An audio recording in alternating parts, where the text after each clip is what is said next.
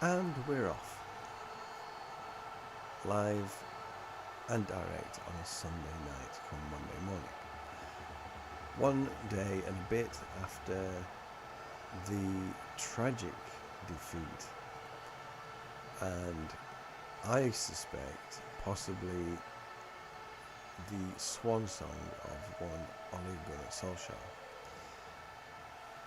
He should have gone out with a bang, but instead he's going to go out with a fizzle.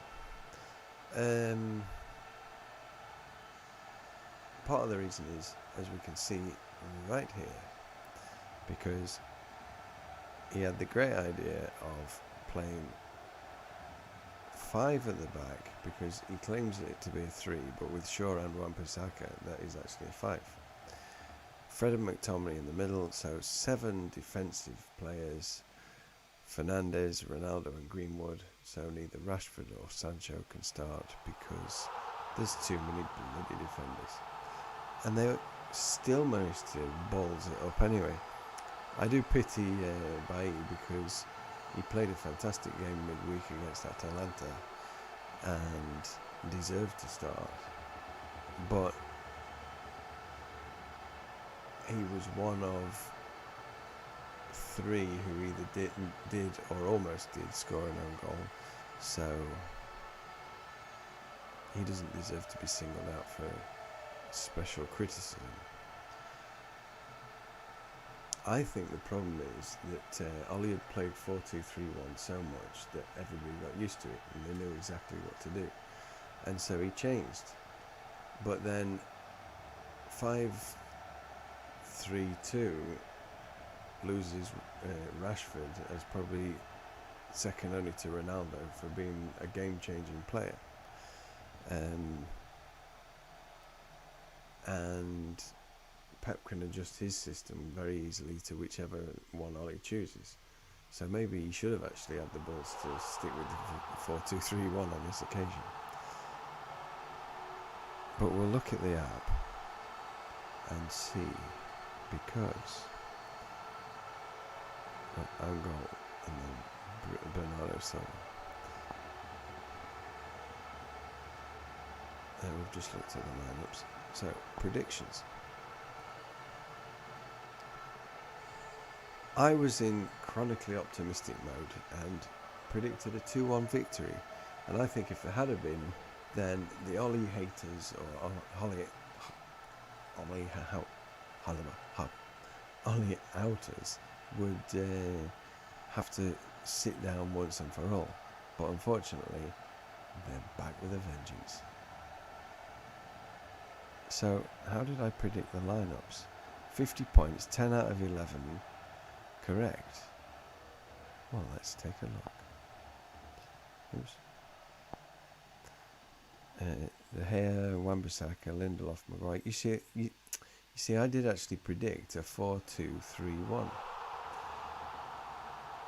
because it's the one that Ollie's used and beaten Manchester City with it. There were great spells throughout the match because of the fact that there's almost 3 times as many successful passes from City, where they looked like they were just completely cruising. And it's because whatever formation they play, they're so well drilled and rehearsed at it that they know exactly how to use it. United, on the other hand, have taken 2 years to get used to a 4-2-3-1 and now suddenly had to change it. And as I was moaning earlier, this lineup would have included Rashford. I think if Rashford had been on the pitch, then the 2-0 scoreline would have probably been equalised before well, not equalised, but minimised at least before the 55th or 60th minute. I predicted Greenwood as first scorer, and there were no scorers. And man of the match, I predicted De Gea, and I should be right, but they don't give man of the matches if the performance doesn't warrant one. The performance of the team. But De Gea's performance, for me, was definitely Golden Glove kind of scenario. In fact, for those who want to compare Liverpool and Manchester City, Liverpool scored 5, but Manchester City probably could have scored 6 or 7 if it weren't for the number of great saves that De Gea actually pulled off. So I'm going to close this part now, and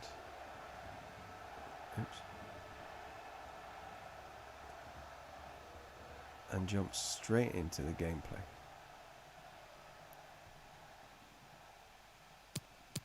So Manchester City will remain unchanged, but my big change. Oops, I'll turn the controller on. I've broken the controller. Ah, there we go.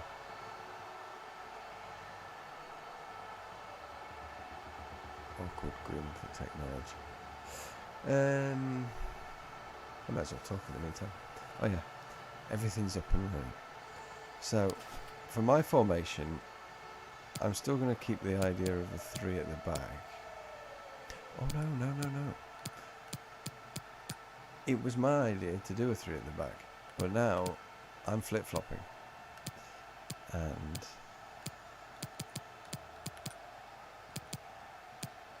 I'll tell you why. I started having a go on career mode on FIFA 22, and for the purposes of FAM, it's no use because the games go out of sequence. The cup games end up randomly picking other teams and so on. But I was mainly using it to practice getting used to a new controller and new format of the game. And I stumbled across a 4-1-3-2. I'll select that and then I'll show you a little more. You see, I would have Ronaldo alongside Greenwood, McTominay being my lone pivot, Fernandes gets his place in the middle, Maguire can sit with Lindelof, so we've got the classic Shaw, Lindelof, Wan-Bissaka. Over on this wing, who do we have? It's only Sancho. And on t'other wing, the inimitable Marcus Rashford. And with that simple flourish, getting rid of the double pivot and putting the extra player as the front two, you can see that I've got Greenwood and Sancho both on the pitch. I've found a way to keep Rashford on as well, and I've still got a pretty defensive line of 5 if Shaw and Wan-Bissaka are kind of in the middle between McTominay and the two central defenders. So let's do the play match. Oh, a technical point, by the way.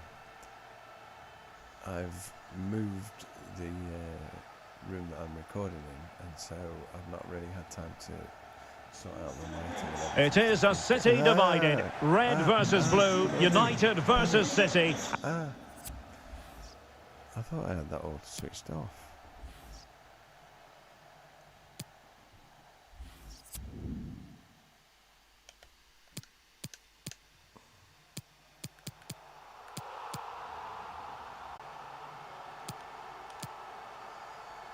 Commentary volume off. Now it was all very loud as well, wasn't it? So I'm going to adjust the volumes here a bit as well. Oops.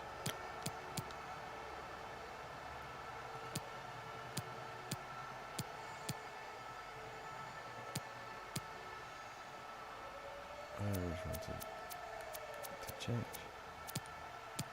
Where's the crowd noise come from? Oh, I'm having a mare. Ambulance. we'll go like that then. Turn all these down as well, just in case. Okay. So back, and the other thing that regular viewers will be excited to notice is that I've remembered to go back to CPU. Statistics will not be recorded, so Statman Dave will not be able to comment.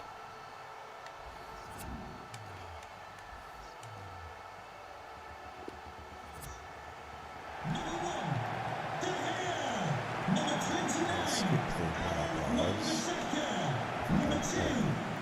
Can you hear me alright though? I think there's too much noise. I might have to play like this the whole way through. Wait. Pause it. First things first, shut that one off. And second things second.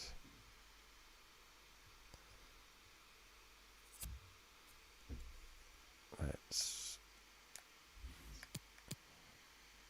turn everything a bit more down on here.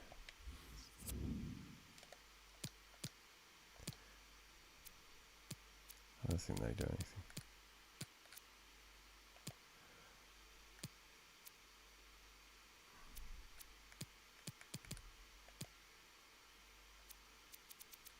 Just in case.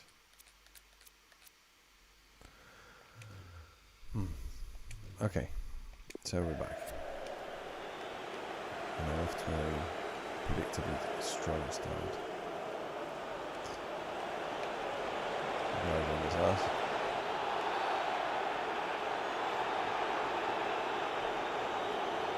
What's going on here? Don't tell me there's a penalty. Oh, it's a stupid handball. Makes an own goal seem quite irrelevant, really. David De Gea famed for saving one penalty every 10 years in the Premier League. Doesn't disappoint.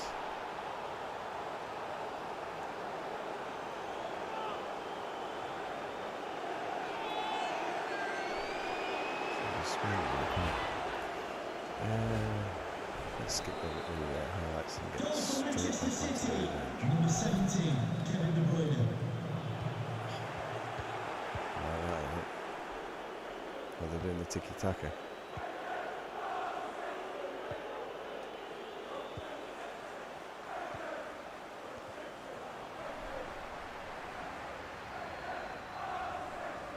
Yeah, with the real life team, I'm kind of wondering now if the United DNA is hemorrhaging out, because Ollie managed to build up the self-belief amongst the team, and they're actually losing it for themselves. I don't know how you get back from that, to be honest.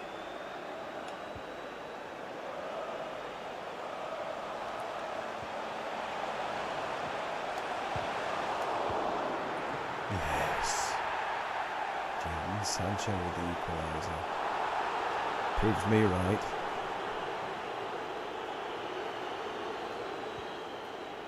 You see, he's given offside. Oh, I can't believe it. Yeah, I think another thing to consider is with the old 7 at the back routine, it's kind of like saying, hey guys, I don't trust the defence, so what I'm going to do is I'm going to whack even more defenders onto the pitch.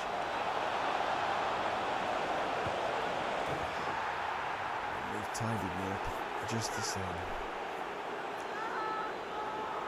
Philip F. Foden.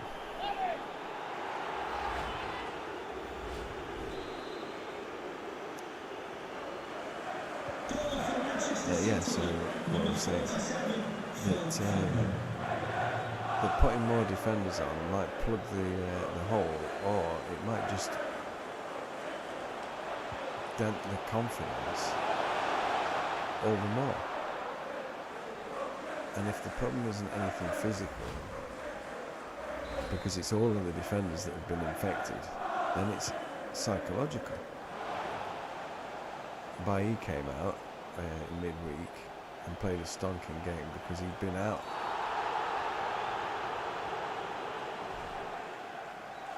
He'd been out of it for so long that he could just wander in and go, "Hey guys, I'm here." But by the end of that match, the infection had spread onto him as well. This kind of infectious negativity. Maguire's off it. Luke Shaw's off it. Victor Lindelof knows that as soon as Varane's back, he's off it. I don't know that. I don't know that Lindelof didn't cover himself in glory. Luke Shaw. I didn't know how to curl it.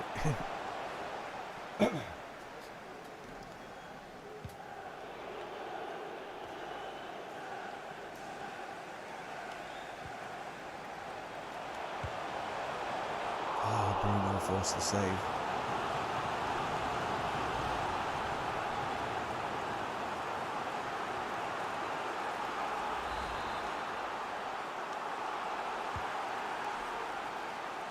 Now, for the more observant viewers out there, you might notice that my ear is the other side of my head. It's very confusing. But the reason is because in this room, the monitor is over to my left side, and this is over to the middle. There it always is. Whereas before, the monitor was over that side. But now I'm flipping the image so that my head is still looking towards the screen. Well, I'm still looking towards the screen. You're seeing the other cheek than you did before, is what I'm saying.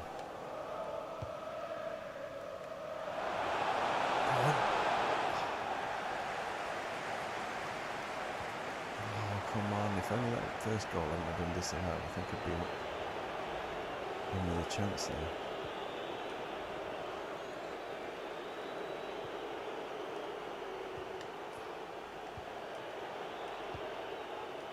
Oh, they're ticky-tacking me. Oh, fucking hell.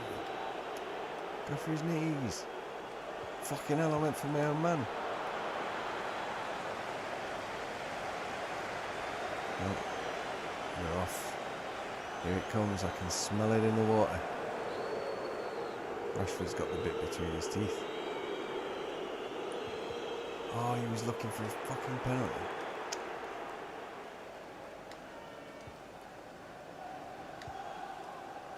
Rashford, be careful. Good work, Harry. Back in the good books. Oh, nice little shimmy. He's in space. Oh! The follow-up wasn't bad. Come on, get that. Oh, we're pressuring him instead. In the real game, there was actually about 10 minutes where United looked like they were stacked.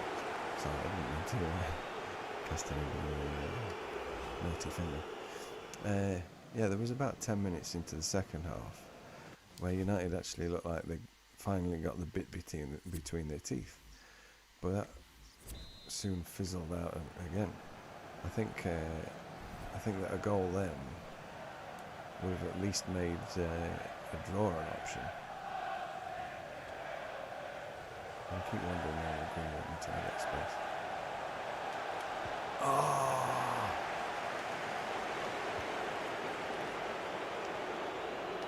So I'm in the same situation at half time. 0-2.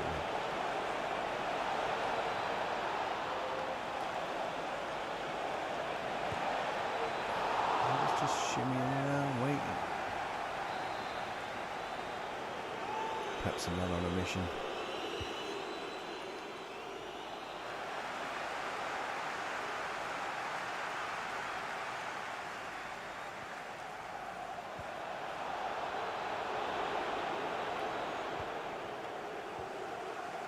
Oh, playing it nicely out from the back. Go on.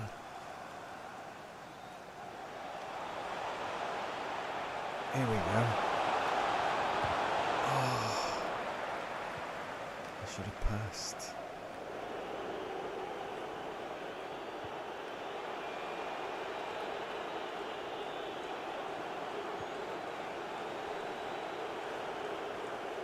In real life, Jadon Sancho would be the only one who would have actually bothered to try and pass in that situation.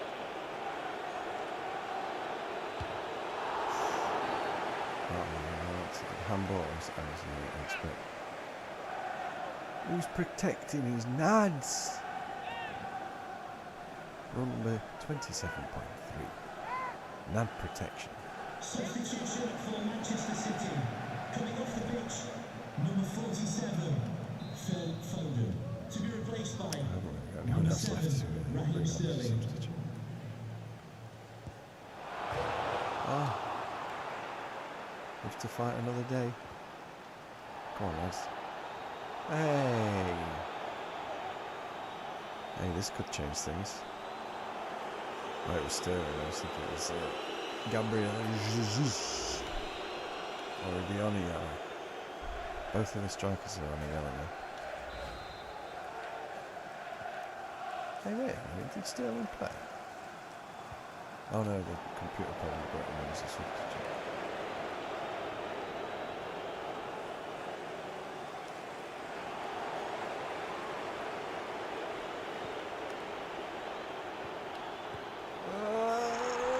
It's gone worse.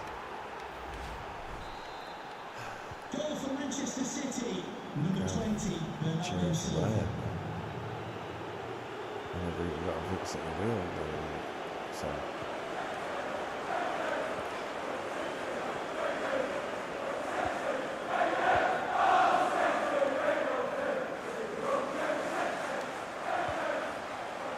Finally, breaks the deadlock. Oh, and it's Ronaldo.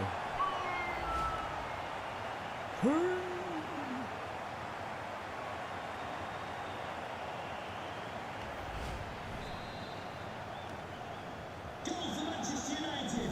I expect that in the morning it's like, hey Cristiano, you want do you want toast for breakfast? Sure!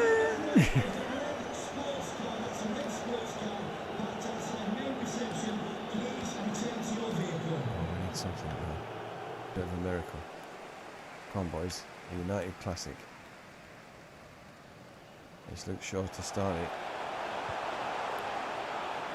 Is there space? Oh, come on.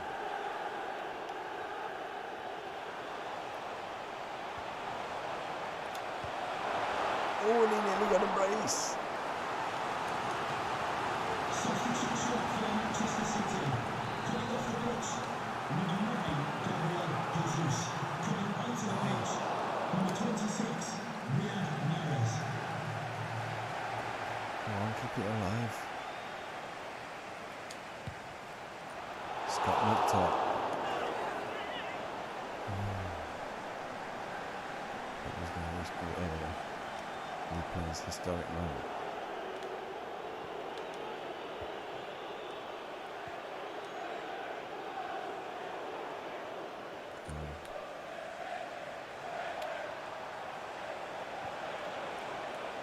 Here it.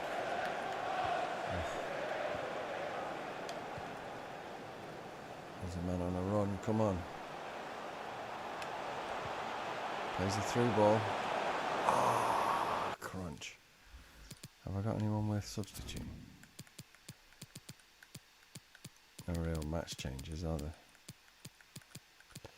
You know what? Rashford's had his say. Couple of minutes for Martial. Substitution for Manchester United.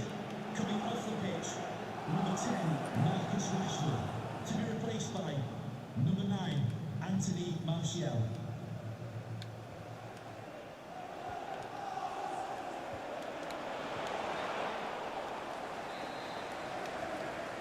Come on, less than a minute. Can I get 2? They've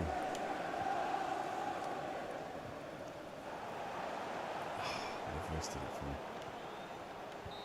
Boom. Boom.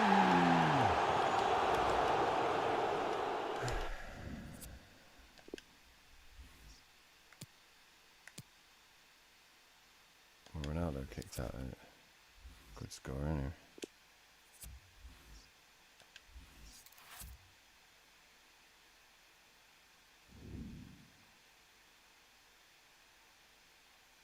I just want to check something here.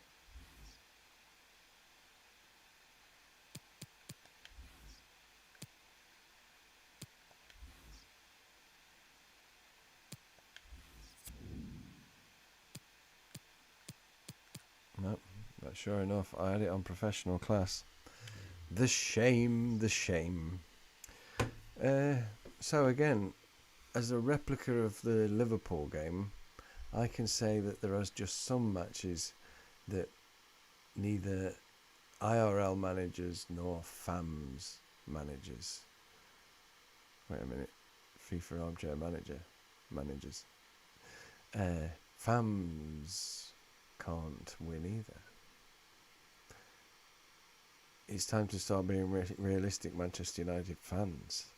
Maybe Liverpool and Manchester City simply are better at the moment. And Chelsea. And I don't want to count the rest in the league. But we need to start winning soon, with or without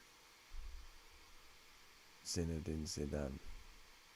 Oh no, actually no. Before we go, I'm going to close with a prediction. I think Ollie's going to get the boot. The old heave-ho. Either during this international break or over the Christmas break. Maybe he'll fall on his sword and leave amicably. But the big shocker is going to be that it isn't Zidane, the only other high-profile manager available at the moment. It's going to be Nuno Spiritu Santo, or whatever his name is, the one that just got booted out from Tottenham. Because United, having given Mourinho over to Tottenham, would obviously consider a Tottenham reject as a perfect guy for the job. And yet, if you remove his Tottenham work, he was doing pretty well at Wolves, wasn't he? And there's a few Portugueses in the United lineup. So, if I don't get that phone call... Oh, wait a minute. Excuse me. Hello? What's that? Manchester United Board of Directors? You've been watching the show? Good. At least somebody has. I'm making the same joke. Yeah, but they don't know. They're not watching. No, I don't want to consider the job yet. I want to build up my experience a little bit first. Yeah. No, I don't think you should stick... No, I do think you should stick with Ollie. But I think Ollie shouldn't stick with his coaching team. Ollie, take note. The one thing he hasn't emulated... No, sorry. I'm not talking to you now. Yeah, the one thing he hasn't emulated of the Alex Ferguson style of management is that Fergie went through multiple different coaches and assistant managers and so on to be able to introduce new styles of play that he himself wasn't capable of coaching. So maybe the one thing that connects the Mourinho and the Solskjaer era is the coaching staff, and so it's time for a new broom to sweep cleanest. If Ollie wants to wield that new broom, then I think he would still have the support of the United board because they're only interested in the business side of things. They don't really care whether United win cups or anything. But yeah, so if that controller rings again, and it's not the Manchester United board of directors, but it's Ole Gunnar Solskjaer asking me if I'd like to come and coach the team, then I think I would agree to do so. So, unless I get a phone call within the next few hours, I'll see you after the next match. Bye bye.